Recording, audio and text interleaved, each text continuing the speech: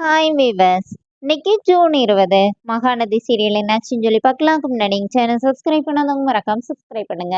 இன்னைக்கு என்ன அப்படின்னு சொல்லி பார்த்தீங்கன்னா, நம்ம காவேரி வந்து காலையிலேயே காஃபி போடுறதுக்காக வந்து நிற்கிறாங்க. அப்போ காஃபி வந்து ரெடி பண்ணிட்டு இருக்கும்போது பால் கிட்ட பேசுறாங்க. நம்ம வந்து கண்ணில் விளக்கெண்ணெய் ஊற்றி பார்த்துட்டு இருந்தாலும் நீ பொங்கவே மாட்டேன், அங்கே திரும்பினா பொங்கிடுவா அப்படின்னு சொல்லிட்டு பாலை திட்டிட்டு போய் காஃபி தூள் இருக்கான்னு சொல்லி பார்த்து ரெண்டு கிளாஸ் எடுத்து வச்சிருக்காங்க. அதில் வந்து முதல்ல வந்து சாரி சுகர் போட்டுட்டு அப்புறமா வந்து காஃபி தூள் தேடுறாங்க. அங்க காஃபி தூள் இல்ல. சரி ஸ்டோர் ரூம்ல போய் எடுத்துட்டு வரலான்னு போறதுக்குள்ள இங்க ராகினி ஓடி வராங்க.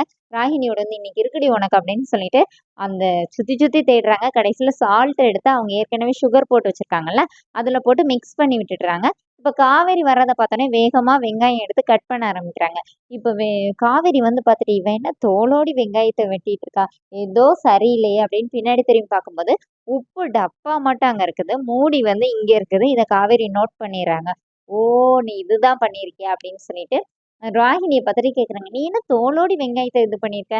நீ என்னமோ சில்லற வேல பார்த்துருக்க நல்லா எனக்கே தெரியுதுன்னோனே." இந்த மாரி சில்லற வேலைலாம் நான் பார்க்குறதே இல்லன்னோனே, இப்ப காவேரி சும்மா இல்லாம அவங்க தட்டி வச்சாங்கல்ல சுகர், அத அத எடுத்து ராகினியோட வாயில போட்டு விட்டுருந்தாங்க. "எனக்கு தெரியும் நீ என்ன பண்ணி வச்சேன்னு.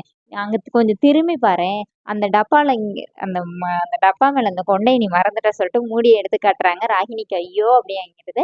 அப்புறமா காஃபி கொண்டு போய் விஜய் கிட்ட குடுக்குறாங்க. அப்ப விஜய் வந்து வாங்கிட்டு அத குடிக்கும்போது காவேரி கிட்ட வந்து தேங்க்ஸ் சொல்றாரு.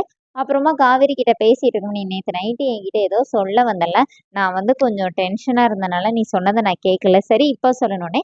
இப்ப காவேரி கேட்குறாங்க, "நான் ஏன் உங்ககிட்ட சொல்லணும்? எதுக்கு நான் உங்ககிட்ட இதெல்லாம் பத்தி நான் பேசிக்கணும்? நீங்க என்ன என்னோட ஒரிஜினல் ஹஸ்பண்டா? நம்ம வந்து கான்ட்ராக்ட் ஓ ஹஸ்பண்ட் அண்ட் ஒய்ஃப் தானே.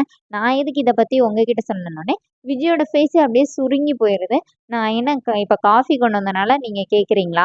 அது எந்த உரிமையில செய்றேன்னு கேட்குறீங்களா? இந்த வீட்ல நான் சாப்பிடுறேன்ல, அதுக்குனாச்சும் நான் எதனாச்சும் செய்யணும்ல." அப்படின்னோனே, இப்ப விஜய் அப்படி பாவமா பார்த்துட்டே இருக்கிறாரு. "இப்படிதானே எனக்கும் இருந்திருக்கும். எனக்கும் நேத்து இப்படிதானே ஹேட் ஆயிருக்கணும்னே." அப்பதான் விஜய்க்கு ஒரு நிமிஷம் அப்படியே உயிரே வருது. அப்படியே சிரிச்சுக்கிட்டே தேங்க்ஸ் சொல்றாரு. "இப்ப எதுக்கு தேங்க்ஸ் சொல்றீங்க?" அப்படின்னோனே, "இல்ல காஃபி கொண்டு வந்தேன்ல அதுக்காண்டி தானோனே."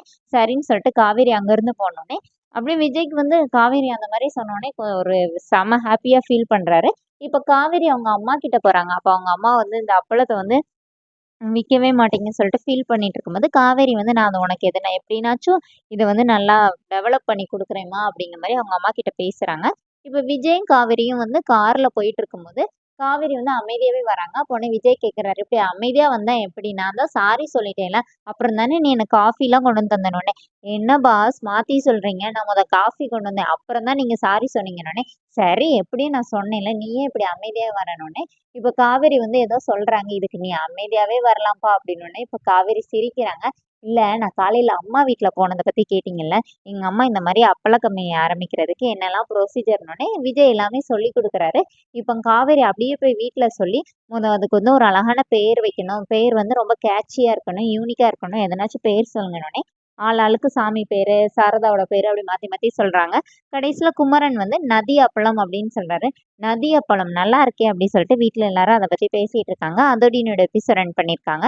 Thank you.